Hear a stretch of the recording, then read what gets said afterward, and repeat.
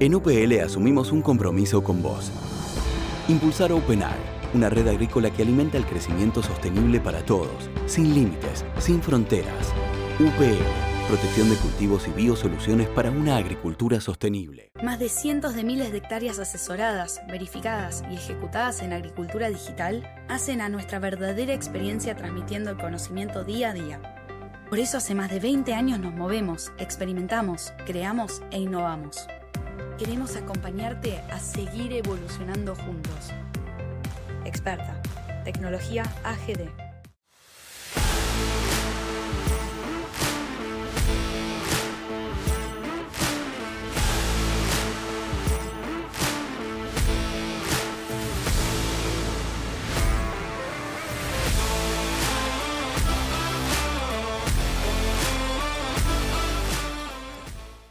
Buenos días a todos, gracias por...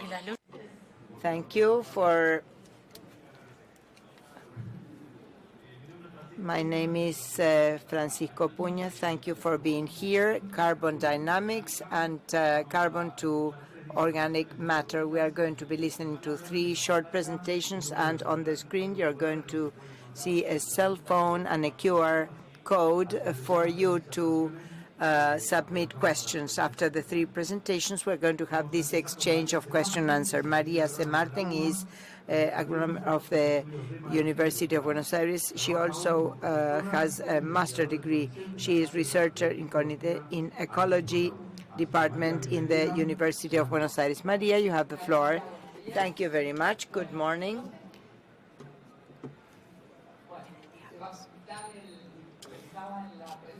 I was thinking about my presentation and to underscore some of the schemes that I want to show to you.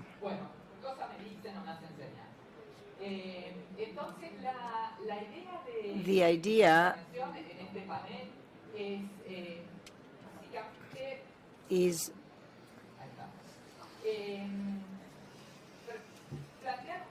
to speak about what model we have in mind when we try to think about an agronomy that is going to include more carbon in the soil than when it's been extracted. With a simple model, we all know that the carbon balance in the soil eventually depends on the net result between the arrow of the carbon that is in atmosphere fixed by the plant that gets down and gets to the plant compartment by photosynthesis, and also the one being emitted by plants through breathing. So when we have crops, we have an aerial part that is the plant biomass, a underground part. And so both vegetable matter that dies in the air and in the underground is going to break down. It's going to be attacked by microorganisms, arthropods and insects and microbes that are going to fraction it and consume it. They generate stools and they die in the soil and they die with this element. And also there is a group of microorganisms, bacteria, fungi, that will transform this organic matter. They mineralize the nutrients, the carbon, and part of the carbon is going to be metabolized, and it will become in proper structures, and that is the boosting of exudates in the microorganisms. And these small molecules are the ones that, together with the mineral matrix, which is kind of a sponge that has clay, lime, and sand, mineral particles of different sizes, organic matter will relate to clay and lime, that is the smallest portion, and will result in bonds that are going to be stable and close. So this is what we want, not in agronomy is what we wanted forever, and that is to have a lot of organic matter in the soil and taking care of it, because we worked the soil and we needed nutrients and also organic matter that provided a better structure to the soil. But today we know that carbon in the soil has a value. The climate change and the disbalance of fossil carbon and regarding the fixation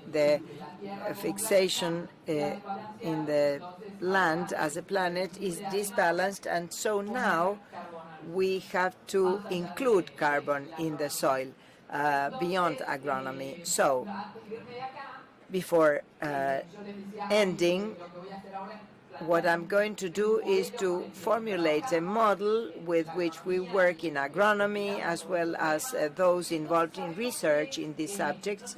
And we know that not only the quantity, but also the quality of how this carbon we include in the soil and how it is related with nitrogen and protein fraction. Sometimes we require the quality of the vegetable biomass as carbon-nitrogen ratio, because how much protein we have per carbon unit. And this is very important to determine what is going to happen with the carbon molecule that is going to get into the soil as if it were a piece of a dead plant. Apart from carbon-nitrogen ratio, it's very important, and it has different effects that go beyond the quality of this. That is the air-underground ratio.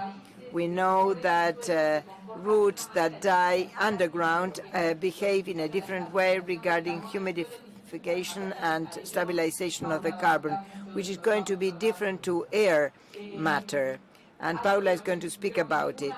And we are not going to mention this today, I believe, but the soil bioidentity is very important, what these arthropods are doing this process of fixation and stabilization of the carbon in the soil. And something which is very important is what these soils are, this mineral matrix in the soil, and how much fine matter does it have, what type of clays does it have, because these are the components that will establish these stable bonds. And eventually something newer that I'm going to tell you about is given a matrix of the soil with a texture, a given texture, we can think that how far the carbon content is regarding the potential of this soil matrix that is able to trap. And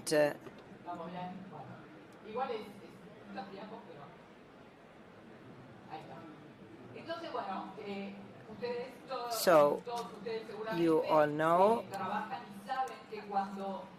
that when you have no-till and you change farming from no-till, and when you have fallow and you use cover crops, when you use these rotation schemes, or for example you have a double cropping or fertilization strategies, and the tools that you want to use, in a way there is an objective that is related to this soil carbon balance. And what I'm trying to show you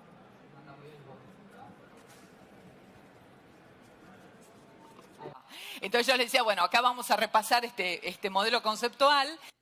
Here is this model, the concept that is going to guide the strategies of these technologies so as to increase sequestration.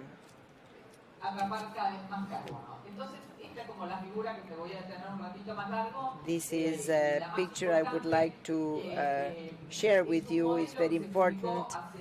This was a model published some years ago by some colleagues in the United States, and I don't know how much you can see it, but you can see it's quite easy.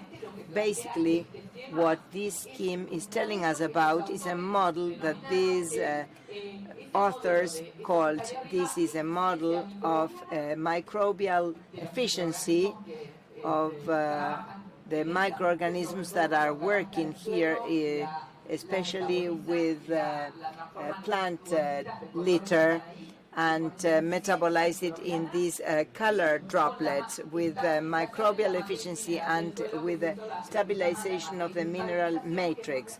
That is the stabilization matrix, which is the brownish portion of the picture with the drops above. So basically what they are telling us is that we have two phenomena. For example, the efficiency of microorganisms when operating and the type of matrix that this carbon is going to become stable. This is very important. These are the two keys that are controlling humidification process in the soil. Entonces, muchísimas gracias. Entonces, So, what they basically say is the carbon getting inside the soil, there is a gradient. You can see here with these colors that go from the most labile, that are easily metabolized, to calcitrant components. It is the same as moving from left to right. Here you can see the kind of a trunk, which is the most recalcitrant. What do they say? That microbial efficiency to transform this carbon that is in the plant litter in microbial carbon is the higher when the material is more labile or of better quality. This is not fair, I believe. And the efficiency is less and less with more recalcitrant components.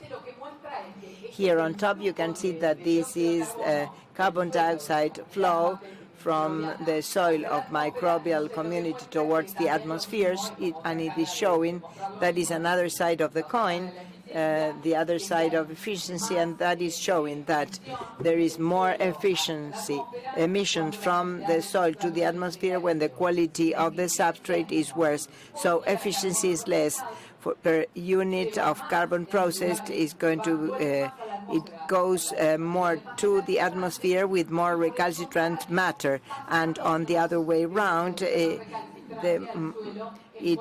goes less as microbial metabolism to the soil, not as a plant molecule. So why is this important? It is very important because in the soil, first of all, what comes from the more labile component will predominantly generate microbial metabolites that are labile, and it's going to establish, well, they are going to form organic matter in the soil, and that is associated to the mineral fraction.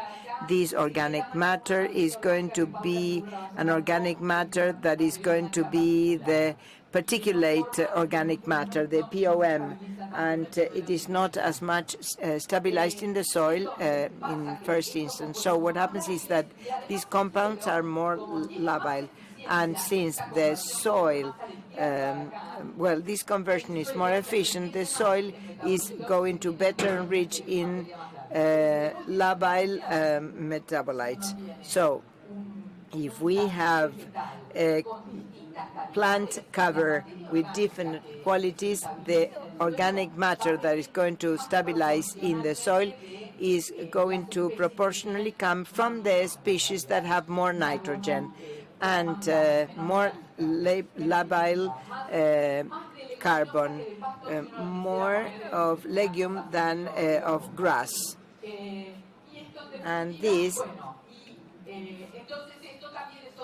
is another outlook these were carbon dioxide emissions. So this is the measure in which part of these drops are going to be part of the soil organic matter, and they will become stable. This has something very important, and that is another axis behind, and this stabilization matrix is smaller, and this happens more with sandy than clayish soil. The stabilization matrix is smaller, so this process is less efficient. So we would hope that this stabilization process is going to be more favorable in soils that have a higher rate of clay. And this depends on the quality of clay and the quality of lime. So the last thing I would like to tell you about is here I have another slide that is showing what I was telling you is that this is a way of showing. This is corn, this is soybean plant, and you can see that they have opposing ratios of carbon nitrogen. This would have more carbon in the soybean plant. These are the roots. You can see that the carbon nitrogen ratio is higher here, and what happens is that in spite of this having a very important contrast in quality, the humidification rate is not only similar but also quite low, only 3% in both cases, and this is what they saw in a paper they wrote. However, the underground part, which in general has a worse quality, we would expect that the efficiency would be less. You can see that even though this one has more humidification, 24% versus this one, corn roots have 11% of humidification. What went in, only 11% will remain in the soil. So sometimes here you can see that the subterranean or the underground biomass are very important. We don't see them, but it's very important for carbon stabilization in the soil. So here you can see the last thing I wanted to mention is that I was telling you about microbial efficiency that is related to the quality of the matter that gets in, the ratio stabilized in these sand and clay and lime stabilization in the soil, and also given these conditions we might have better perspective of being able for carbon sequestration and fixation, and in terms of something that is known as carbon saturation deficit. What it says is that these are soil profiles, and here they say I have as many tons of carbon in the soil. Here you can see parts of the profile in the Pampa area, and here you can see an average potential quantity to be fixated in the soil, and here you can see the gap, all the quantity of carbon that this soil could harbor in its matrix. And there are colleagues that are doing maps such as this one, where we can see this is the Pampa region, and you can see that there are some places where carbon deficits estimated in the first meter of soil are 240, 280 tons of carbon per hectare more that we could get in. That is the deficit. And we could add 250 tons more in some places. Here you can see the black areas. A lot of carbon is required, in others less. So I think that in short these maps are very interesting because they complement the other model, and they are kind of a guide that will enable us to understand where we are going to have more or less potentiality to guide all these practices that I mentioned before. And so, in short, In my opinion, we have models that are quite robust, that guide strategies to sequester more carbon, and we have farming intensification that includes concrete practices that are very concrete and that enable to sequester carbon in the soil, and carbon saturation deficit maps can guide the space application of these strategies. So that is all. Thank you very much. Fixation. Yes. Vamos a dar paso a Alicia. Now we'll give the floor to Alicia Irizar. We are a bit late. Telephone number was shown a bit late, but you can say it now. You can send your questions to that WhatsApp number. Alicia Irizar is a researcher and chief of the environment group INTA Pergamino. She's professor of soil specialization and soil consolidation in the Northwest University of Buenos Aires. She got her degree in Universidad Nacional de Rosario and her master's degree in UFOUBA. Thank you, Alicia.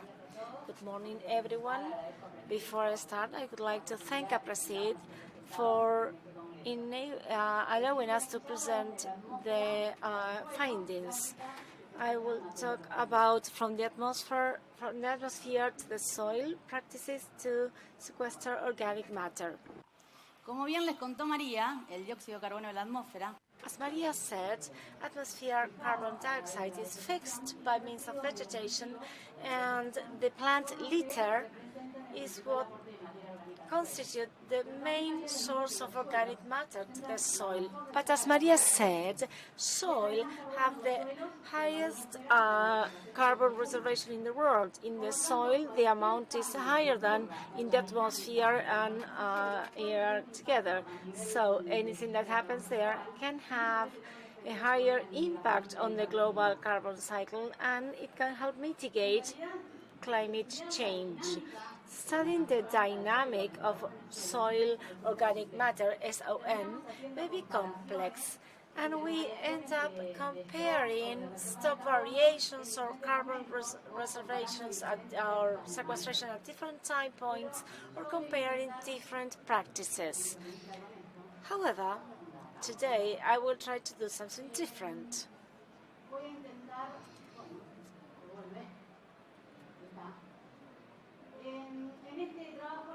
In our paper, we studied a technique we used a technique of natural abundance, 13C isotope, which is based on the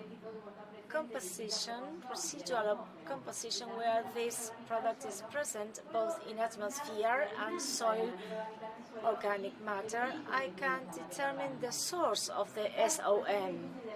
Maybe this is difficult to answer, but in the atmosphere there are two isotopes. 12, which is a higher percentage, and 13 carbon, which is lower, around 1.1%. Plants, it doesn't matter whether they are C3 or like soy bean or corn, C4, have a different affinity to the C13 carbon. C4 have a higher affinity, therefore the litter from this plant has a negative impact, and soybean has a lower affinity, therefore its waste, either the root or the shoot, has a poor quantity of this carbon 13. As you can see, values are expressed by thousands are negative values, because we value the 13 carbon based on an international pattern, which is the dolomitic calcareous rock, which has higher quantities, and as there's a difference, values are always expressed as negative figures. What I want to show here is that where we are studying the soil, which is the undulated pampa, the The C4 was the predominant cycle.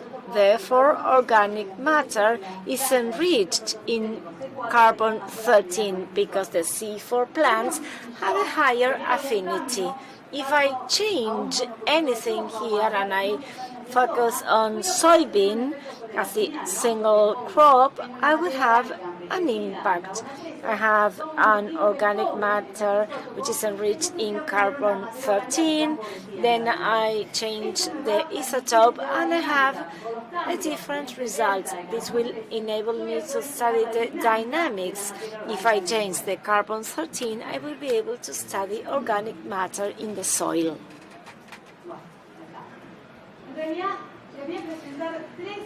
I will talk about 3 different practices that we have studied on long-lasting studies in INTA Pergamino. This refers to the change in use. In the first one, we have included a cover crop, which is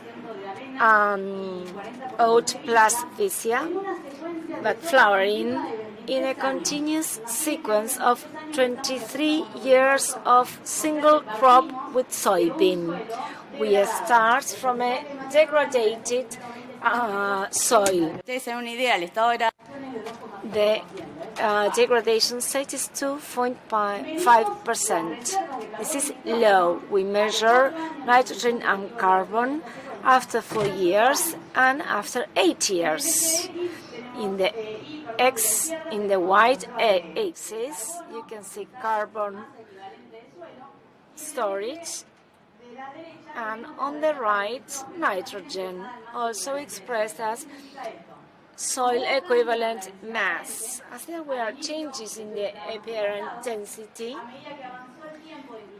there was a compact soil, the apparent density was going down. So, to make sure that differences relate to nitrogen and carbon and not because of apparent density, all the data are assessed from soil mass. So I can tell the differences related to carbon and nitrogen. As time went by, carbon was increased and the same happened with nitrogen. During the first 4 years, there were no differences, but after 8 years, differences were significant. Check the annual growth rates. For carbon, 2.6 after 4 years, so the increase was 2.6. But then the rate was lower. Of course, the increment rate was going down, but there was an increase. For nitrogen, there was no effect for the first 4 years and 3.4 after 8 years. This is a very high rate increase. Average yield for soybean, 8 years, 3,084 kilograms, and the dry matter, which was the cover crop, was 7,616 kilograms per year. So the carbon was doubled when I changed the crop, and this is why we have such a high response rate. Also because of the soil characteristics with a high potential for carbon sequestration. In this image, we can see the 13C, which we have measured, the delta value. So, when I included the cover crop, I had the soybean signal, as the vetch and oat are also from the C3 photosynthesis period. Pero lo que vemos es que estas values are more negative, but this signal was different between the baseline and 8 years. At 10 centimeters in depth. Below that, signals were the same, so the effect of the cover crop reached just 10 centimeters. rotación, cultivos de cobertura. I am showing here the effect of the rotation on organic matter by thickness. You can see 0.5 to 5, you can see 5 centimeters, 10 centimeters. This is the length of the bars. It is expressed as the storage reserves, density and thickness. That's why the bars are longer. It's not because there is more carbon, but there is more soil mass. 0 to 5, remember that the cover crop reached 10 centimeters. 0 to 5, 26% of organic matter came from the coverage crop, and then it was lower, and below that there was no effect. So this is not valuable. Fíjense que como el cultivo de cobertura son dos especies de ciclo fotosintético C4, esta es la señal de la mezcla de la parte aérea y la parte radical, que es muy baja. Bueno, otro de los manejos que les quería presentar era la inclusión de una pastura consociada de fetuca y alfalfa en una rotación maíz trigo soja que venía de 40 años de maíz trigo soja bajo siembra directa. ¿Qué pasa si incluimos en ese... está re loco. En esa secuencia de cultivo incluimos una pastura. Fíjense que los valores de inicio de esa secuencia eran más elevados, no estaban tan degradados como en el caso del monocultivo de soja, ¿no? Porque veníamos con una rotación de cultivos. Medimos las reservas de carbono y las reservas de nitrógeno al inicio de la pastura y a los 4 años cuando terminamos la pastura, y encontramos, también están expresadas masa equivalente de suelo porque las densidades fueron diferentes, las densidades del inicio con las densidades a los 4 años de haber hecho la pastura, y encontramos que el carbono, las reservas de carbono aumentaron y también aumentaron mucho las reservas de nitrógeno. Fíjense cuál es la tasa de incremento anual para el nitrógeno, 3,8%, para el carbono 3,8% y para el nitrógeno 3,5%. La pastura, si bien partió de un suelo con una fertilidad mayor, con mayor contenido de materia orgánica, se nota que tiene más potencial que un cultivo de cobertura para secuestrar carbono, ¿no? Porque movió la aguja de algo que estaba mejor. Si hubiésemos hecho una pastura en un suelo degradado, probablemente las tasas de incremento quizás hayan sido muy superiores también. Esta era la producción de biomasa aérea de la pastura, que era 8.900 kilos por hectárea y por año. ¿Qué pasa cuando analizamos las curvas de delta carbono 13 de la materia orgánica del suelo en profundidad al inicio y al finalizar las pasturas? Y vemos que hay efecto, hay diferencias hasta los 40 centímetros. Es decir, que la pastura me está haciendo un efecto sobre las reservas de carbono mucho más profundo, ¿no? Y cuando analizamos qué proporción de las reservas encontrada en cada espesor, 0,5, 5,10, 10,20, hasta 40, que es hasta donde hubo efecto de la pastura, vemos que en 0,5 el 21% de carbono presente provenía de la pastura. En 5,10 el 9% y en las otras profundidades alrededor del 7 o el 6%.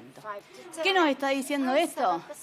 Y probablemente en las pasturas haya un efecto importante de las raíces y los rizodepósitos, y que está secuestrando carbono mucho más profundo debido a eso, y que ese carbono probablemente esté mucho más estabilizado y perdure más en el tiempo. Y por último, les quería mostrar resultados de un cultivo relativamente nuevo, que se llama Miscanthus porgiganthus, que es un cultivo bioenergético, lignocelulósico, que se usa para producción de bioenergía, pero puede tener otros usos como la producción de plásticos, la alimentación del ganado, la cama para pollo y demás. Fíjense que este cultivo es una especie de ciclo fotosintético C4, que es originario de Asia, o sea que tiene mayor afinidad con el delta carbono 13 en relación a los otros, ¿no? Y se introdujo en un cultivo, en un suelo que venía bajo siembra directa, bajo soja continua de 36 años. Hace 36 años que en ese suelo se hacía soja. Pero fíjense que los niveles iniciales de materia orgánica en 0,20 son mayores que los del primer ensayo que les mostré. ¿Y por qué? Porque este ensayo partió de la reserva natural. O sea que partió de la máxima cantidad de materia orgánica que podía tener un suelo en nuestra zona. Por lo tanto, los niveles de materia orgánica cayeron, pero no están tan por debajo como el otro, que ya venía con un sitio de 100 años de agricultura continua. Acá estamos en 36 años de agricultura continua. ¿Qué encontramos cuando evaluamos este cultivo luego de 3 años de su introducción? Fíjense que es bastante corto plazo. ¿Y qué encontramos? Que las reservas de carbono aumentan y las reservas de nitrógeno se mantienen. No hay efecto sobre las reservas de nitrógeno. Y las tasas de incremento rondan para el carbono alrededor de 2,2% por año. También son tasas elevadas. La producción de materia aérea del cultivo de miscanthus fue de 9.700 kilos por hectárea por año. Esta producción en general se exporta y lo que aportan a la materia orgánica del suelo son las hojas que se caen, los rizomas que se mueren y las raíces que se mueren. Cuando analizamos las curvas del delta carbono 13 en profundidad, encontramos que son diferentes entre el año 0, bueno, acá no se ve el año 3, a partir hasta los 10 centímetros de profundidad. Fíjense que como es una C4, al año 3 es más enriquecida, porque tiene más afinidad con el delta carbono 13. Todas las curvas daban al revés, ¿no? Esta se invierte. ¿Y qué pasó cuando analizamos en profundidad para ver qué proporción del carbono provenía del miscanthus? Y bueno, acá les quiero hacer una aclaración, que acá está puesto con reservas a 0,20 centímetros, porque como el miscanthus tiene rizomas y raíces, no podemos usar los métodos tradicionales para medir la densidad aparente. Entonces tenemos que usar algún método de gran volumen y utilizamos el método de la arena, que se hace hasta los 20 centímetros de profundidad. Entonces las reservas fueron expresadas a 20 centímetros de profundidad y nos da que a esta profundidad el 7% de la materia del carbono presente proviene del cultivo de miscanthus. Pero como el efecto fue a 10, estoy haciendo una ilusión de ese efecto, ¿no? Entonces acá se los presenté para que lo tengan más presente en porcentaje de carbono y no en reservas, y vemos que en 0,5 el 19% del carbono proviene del miscanthus y en 5,10 el 4% del carbono proviene del cultivo de miscanthus. ¿Qué nos está diciendo todo esto? Que existen prácticas de manejo que tienen potencial de secuestrar carbono. Algunas tienen efectos más en profundidad, otras menos. También va a depender de dónde partamos. Si partimos de suelos muy degradados, el potencial va a ser mucho mayor. Si partimos de suelos de fertilidad alta, media a alta, el potencial probablemente sea menor. Y hay prácticas que tienen más potencial y hay prácticas que tienen menos. Bueno, para ir terminando, como consideraciones finales, puede ser que la técnica de abundancia natural de carbono 13 resultó sensible para estudiar el origen y la dinámica de estos sistemas en nuestra región. Los cultivos de cobertura y el miscanthus por gigantus permitieron capturar materia orgánica superficialmente, hasta los 10 centímetros de profundidad, en suelos de fertilidad baja y media, y la pastura tiene un alto potencial de captura de materia orgánica a mayor profundidad en suelos de fertilidad media. Bueno, eso era todo. Muchas gracias.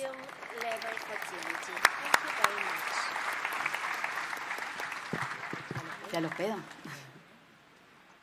Muchas gracias, Alicia. Muy buena presentación.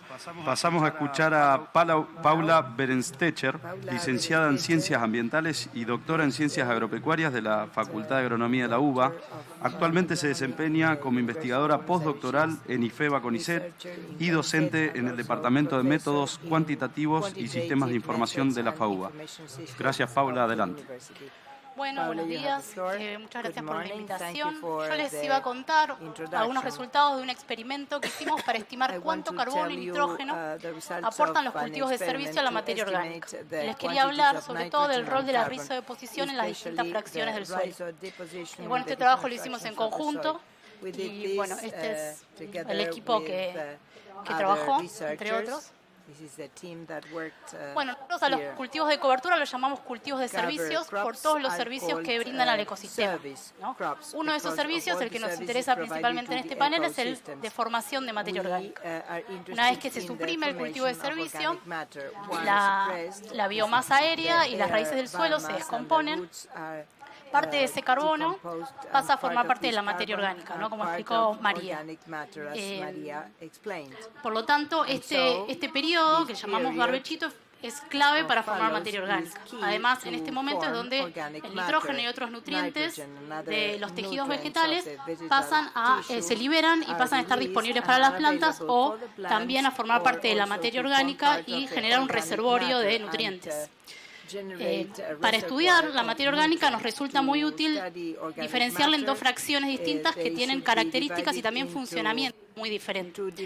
Este fraccionamiento se hace por tamaño y entonces diferenciamos por un lado la materia orgánica particulada, que llamamos POM, por sus siglas en inglés, que es la materia orgánica mayor a 53 micras, que además tiene una relación carbono-nitrógeno más alta, por lo tanto es más recalcitrante. Y por el otro lado tenemos a la materia orgánica asociada a los minerales, la MAOM, que es menor a 53 micras, tiene una relación carbono-nitrógeno más baja, es más lábil, pero también es muy estable porque se encuentra asociada a los minerales del suelo, no absorbida a las arcillas. Entonces sabemos que las raíces son muy importantes en este proceso de formación de materia orgánica porque aproximadamente se estima que un 50% de las raíces pasan a formar parte de la materia orgánica del suelo. El otro 50% es respirado por los microorganismos y se pierde. En el caso de la biomasa aérea, este porcentaje es mucho menor, es del 8%. Además, también sabemos que la mayor parte de estas raíces pasan a formar parte de la materia orgánica particulada, la POM. Por otro lado, también sabemos que las plantas liberan compuestos ricos en carbono y en nitrógeno al suelo durante su ciclo de vida. Al conjunto de todos estos compuestos lo llamamos rizo de posición y abarca desde exudados radicales, que son moléculas muy chicas, como azúcares, aminoácidos, ácidos grasos, también mucílagos, que son compuestos más complejos, que tienen mucha agua y son importantes para la agregación, también fragmentos de raíces que se van muriendo durante el ciclo de vida de la planta y se descomponen, y también compuestos volátiles. Entonces, todos estos compuestos ricos en carbono y nitrógeno que liberan las raíces y se depositan en el suelo cercano a la raíz, que se lo llama también suelo rizosférico, es lo que estamos llamando rizo de posición. Y entonces lo que nosotros nos preguntamos es cuán importante es esta rizo de posición en la formación de materia orgánica a partir de cultivos de servicios. ¿Cuánta materia orgánica forman y a qué fracción van? ¿Forman materia orgánica particulada o forman materia orgánica asociada a los minerales del suelo o ambas? Entonces, hay pocos trabajos que miden la rizo de posición porque es relativamente difícil hacerlo. Lo que se suele hacer es hacer crecer plantas en cámaras que tienen dióxido de carbono marcado. ¿Qué quiere decir que está marcado? Que los átomos de carbono de este dióxido de carbono son distintos a los átomos que habitualmente hay en la atmósfera. Es la misma lógica de lo que contó Alicia, solo que en lugar de usar esas diferencias naturales que hay en las plantas C3, C4, las estamos generando artificialmente en estas cámaras. Entonces la planta fija este dióxido de carbono y como es distinto, esto nos permite seguir el carbono en los tejidos de la planta y si además están liberando compuestos al suelo, podemos seguirlos en el suelo y cuantificarlos. Entonces, como nosotros no teníamos estas cámaras, lo que hicimos fue usar un método bastante nuevo y poco usado, que consiste en aplicar urea que tenía carbono y nitrógeno marcado en las plantas. Entonces, las aplicábamos en las hojas y lo mismo, las plantas fijan este carbono y después lo podemos seguir en el suelo. Y además, como también el nitrógeno estaba marcado, podemos también seguir el nitrógeno en el suelo. Entonces, lo que hicimos fue hacer un experimento en macetas donde sembramos plantas de avena sativa y de vicia sativa, las sembramos a mediados de junio y durante todo su crecimiento aplicábamos la urea pintándola sobre las hojas periódicamente. A mediados de septiembre lo que hicimos fue cosechar estas plantas, separamos la biomasa aérea, las raíces, las medimos por un lado y por el otro lado nos quedaba todo el suelo en donde había crecido la planta, en donde medimos la rizo de posición. Entonces todo el carbono y el nitrógeno que venía de la planta es la forma que tenemos de estimar esa rizo de posición. Y entonces acá lo que les muestro son los aportes de carbono, ¿no? La avena en total aportó 5 gramos de carbono por planta. De esos 5 gramos, el 61% estaba en la biomasa aérea, que está en gris. El 24% era carbono que estaba en las raíces, en negro.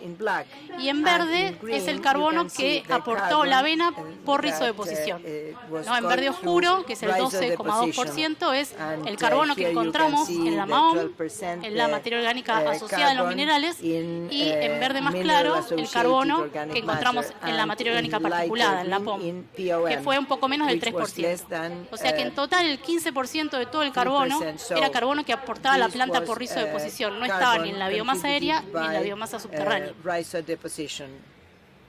Bueno, las plantas habían alcanzado una biomasa equivalente a 5.480 kilos de materia seca por hectárea. Nosotros teníamos una planta por maceta, pero si lo extrapolamos a las densidades que se suele sembrar en el campo, llegaban a esta biomasa. Y en total, entonces, los aportes por rizodeposición equivalen a 750 kilos de carbono por hectárea. En el caso de la vicia, eran plantas más chicas. En promedio, una vicia aportaba 2 gramos de carbono. El 67% de este carbono estaba en la biomasa aérea, menos del 3% estaba en las raíces, y casi el 30% estaba en la materia orgánica asociada a los minerales, en la MAOM. Y casi nada del carbono estaba en la POM. O sea que casi que el 30% del carbono de la vicia eran aportes por rizodeposición y todo estaba en la materia orgánica asociada a los minerales. Bueno, y la vicia, como les decía, eran plantas más chicas. En el campo equivaldrían a una biomasa aérea de 660 kilos de materia seca por hectárea, y los aportes de carbono equivalen a 240 kilos de carbono por hectárea. Esto no quiere decir que estamos sumando este carbono a las reservas de carbono del suelo, porque al mismo tiempo que está aportando este carbono también se está descomponiendo otro carbono que ya estaba. Para eso hay que hacer un balance de carbono, que no es lo que yo estoy mostrando acá. Pero lo importante y el mensaje que quería dejar era que si consideramos estos 5.500 o 660 kilos de materia seca, estamos considerando el 60-67% del carbono total que aporta la planta. Si le sumamos además las raíces, tenemos el 70-84%, pero no estamos considerando entre el 15 y el 30% que están aportando estas plantas por rizodeposición. Acá les muestro los aportes de nitrógeno, y entonces una planta de avena tenía en promedio 191 miligramos de nitrógeno por planta, el 68% estaba en la biomasa aérea, el 12% en las raíces, y el 20% eran aportes por rizodeposición, y también la mayoría, más del 90%, en la MAOM. La vicia, a pesar de ser plantas mucho más chicas, aportaban cantidades similares de nitrógeno. Una planta de vicia aportaba 164 miligramos de nitrógeno por planta, y el 58% casi estaba en la biomasa aérea, el 2% estaba en las raíces, y el 40% eran aportes por rizodeposición. Y también más del 90% de este 40%, que es el 37%, estaba en la MAOM. Bueno, y en términos de kilos de nitrógeno por hectárea, en el caso de la avena son 38 kilos de nitrógeno, y en el caso de la vicia son 26 kilos de nitrógeno por hectárea. En el caso de la avena, esto es nitrógeno que la avena está tomando del suelo y después está liberando de vuelta al suelo, es reciclado dentro del sistema. En el caso de la vicia, una parte también es eso, pero otra parte, que estimamos que está entre el 60 y el 70%, es nitrógeno que la planta está fijando de la atmósfera y que después está liberando al suelo por rizodeposición. Bueno, y por último, les quería mostrar algunos cálculos que hicimos para extrapolar un poco estos resultados, que era un experimento en macetas, al campo, porque a nosotros lo que nos motivaba era saber, bueno, qué está pasando en el campo. Y como les decía, en el caso de la avena, la biomasa equivalente era de casi 5.500 kilos por hectárea, y eso eran aportes por rizodeposición de 750 kilos de carbono. Entonces, si pensamos que en el campo la avena rinde entre 4.000 y 8.000 kilos de materia seca, estamos hablando de biomasa aérea siempre. A veces más, estamos considerando entonces aportes totales de nitrógeno, de carbono, perdón, de entre 3.600 y 7.300, de los cuales entre 500 y un poco más de 1.000 son aportes de carbono por rizodeposición. 1,000 are carbon. En el caso de la vicia, como les decía, las plantas eran bastante chicas, la biomasa era bastante menor a lo que se suele ver en el campo, era de 660 kilos de materia seca, de biomasa aérea, y esto equivalía a 240 kilos de carbono por hectárea de aportes por rizo de posición, 26 kilos de nitrógeno también por rizo de posición, de los cuales estimamos que 17 kilos era nitrógeno fijado de la atmósfera por fijación biológica. Pero si pensamos que en el campo la biomasa aérea suele ser más alta, entre 2.000 y 4.000 kilos, a veces más, estamos hablando de aportes de carbono de entre 700 y casi 1.500 kilos de carbono por rizo de posición de la vicia. Y los aportes de nitrógeno serían de entre 80 y 160 total por rizo de posición, de los cuales, si el 60-70% está fijado, estamos sumando al sistema entre 50 y 100 kilos de nitrógeno solo por rizo de posición. Además, tenemos las raíces y la biomasa aérea. Entonces, en resumen, los cultivos de servicio forman materia orgánica durante su ciclo de vida. La mayor parte de la rizo de posición forma materia orgánica asociada a los minerales, MAOM. Un cultivo promedio de avena o vicia aportaría 500 y 1.500 kilos de carbono por hectárea por rizo de posición, y digo aportaría porque justamente estamos extrapolando estos resultados en macetas al campo. ¿No? Sería interesante medirlo en el campo para ver si encontramos el mismo patrón. La vicia aportaría entre 50 y 100 kilos de nitrógeno por hectárea fijado de la atmósfera por rizo de posición. Entonces, dado estos valores, nos parece importante incorporar también estos aportes a los balances de carbono y nitrógeno. Nada más, muchas gracias.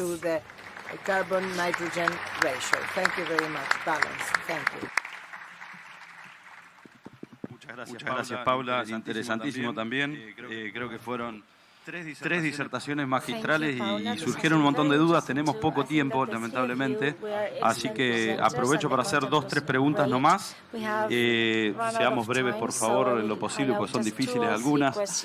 Y el resto de las preguntas, si quieren, aprovechen a las disertantes antes de que salgan de la sala y pueden intercambiar unos minutitos acá. Esta sala va a quedar vacía ahora, así que pueden aprovechar.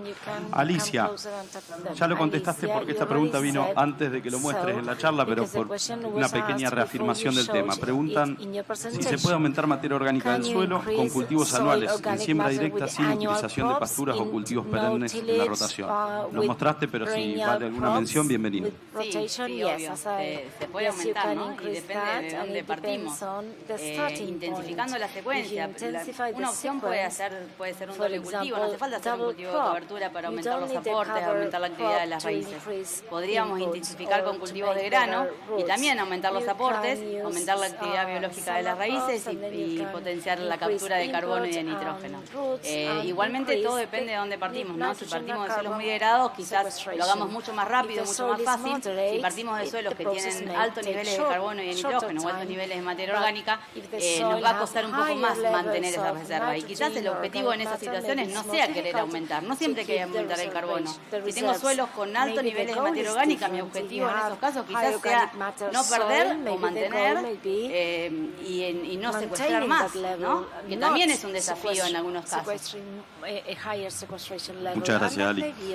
María, esta tiene varias preguntas en una, así que vamos a tratar de contestar todo, pero básicamente preguntan, pensando en el déficit de carbono potencial que mencionaste, si debería preocuparse más por el manejo de un suelo en Entre Ríos o uno en el oeste, en La Pampa, por ejemplo, si tendría menos degradación en un suelo arenoso. Y por último, otro temita que puede durar unos 48 minutos más, ¿qué indicadores deberían medir, no? Uy, qué difícil. Sí, me parece que la verdad es que la respuesta corta es que no sé. Creo que lo que tenemos y es hasta ahí, hasta donde puedo llegar con mi respuesta, es que tenemos que estar advertidos de que en todos los lugares tenemos un potencial para seguir secuestrando o seguir por lo menos almacenando carbono. Creo que la magnitud de lo que podemos hacer va a estar dado por el tamaño de esa matriz que tengamos y por el déficit, es decir, cuán lejos estemos, lo que recién un poco confirmaba con los datos Alicia, que decía, bueno, cuando los suelos vienen de algo muy degradado, tenemos mucho por delante, entonces uno ve tasas al principio que se entusiasma, pero que después no quiere decir que esas tasas se sigan sosteniendo en el tiempo, ¿no? Con esa velocidad, y que la prueba es que los suelos que vienen mejores les cuesta más. Pero lo que digo es que me parece que con esas decisiones, la pregunta había algo de las labranzas, o dónde nos tenemos que preocupar más. Me parece que hay en el oeste de la provincia de Buenos Aires hay una vulnerabilidad tan grande a la erosión del suelo también, que no quiere decir que Entre Ríos no la tenga, pero que hay otras razones que hacen que, mucho más allá de traspar carbono en el suelo, que hacen que necesitemos proteger ese suelo. Te faltó la de indicadores, si podés decir algo cortito. La de indicadores nos está costando un montón en el laboratorio, nos estamos rompiendo la cabeza con un montón de otros colegas en el resto del país para tratar de ver si la fracción particular de carbono, que es la más sensible y que tiene asociado un contenido de nitrógeno y bueno, una cantidad de minerales, nos puede dar mejor capacidad predictiva para ver cambios rápidos. Ese es un indicador. Y después hay todo un mundo que hoy ni lo tocamos y que hay expertos en el país que son indicadores más microbiológicos y biológicos, ¿no? Como han tenido en este congreso también. Y este año también va a haber, así que pueden mirar ahí en el cronograma y aprovechar algunas de esas charlas. Acá tengo una, no está dirigida a nadie, Paula, si querés, o si podés contestarla te la dejo a vos, y si no, cualquiera, la verdad en cualquier orden va a estar bien. El resto de las preguntas sí, mil disculpas, pero si pueden aprovechen a las chicas antes que se vayan. Preguntan en cuanto a eficiencia de carbono, ¿qué relación de carbono-nitrógeno es la ideal para un rastrojo de la pampa ondulada? Pensando en esa transformación, y puntualmente hacen mención a la diferencia entre maíz puro como rastrojo o vicia maíz, pensando siempre en la eficiencia de ese carbono. Sí, no sé cuál sería el ideal. Sí, me parece que en términos de formar materia orgánica, seguro que maíz vicia va a tener una relación CN más baja y va a ser más eficiente. Básicamente la relación carbono-nitrógeno es una de las cosas más importantes para en términos de eficiencia, y cuanto más parecido está lo de los microorganismos, más eficientes van a ser. De hecho, yo mostraba también porcentajes mayores de materia orgánica en la vicia, porque ese rastrojo era mucho más los aportes son mucho, porque después tengo datos de rastrojos que no mostré, tienen CNs mucho más bajas. Ideal, me imagino que depende un poco de qué, un montón de cosas, pero seguro que una relación más baja de 15-20 es más eficiente para los microorganismos para formar materia orgánica. Excelente. Bueno, muchísimas gracias a las disertantes. Otro aplauso y gracias por asistir. Nos vemos en otras charlas. Con Bayer en tu campo de manera integral, cuidando y potenciando lo que vas a sembrar. Hay semillas, soluciones, muchas innovaciones. Estamos en tu campo de manera integral. Contá con Bayer para tus semillas, protección de cultivos, herramientas digitales y un negocio sustentable. Ahora más que nunca, Bayer. Contactate con tu distribuidor más cercano. En Amauta estamos comprometidos con proteger nuestra tierra, en generar un cambio hacia la innovación y hacia una agricultura más tecnológica. Entendemos la evolución de la agricultura como un crecimiento positivo de los cultivos y de sus rindes, del negocio de nuestros clientes y de los profesionales de la agricultura. Amauta, evolucionando la agricultura. Dando más vida productiva a los suelos cultivados, protegemos los paisajes donde crece la diversidad. Por eso miramos con optimismo el futuro, trabajando cada día para encontrar en la tierra y el aire el alimento para los suelos del mundo. Eurochem, horizontes más fértiles.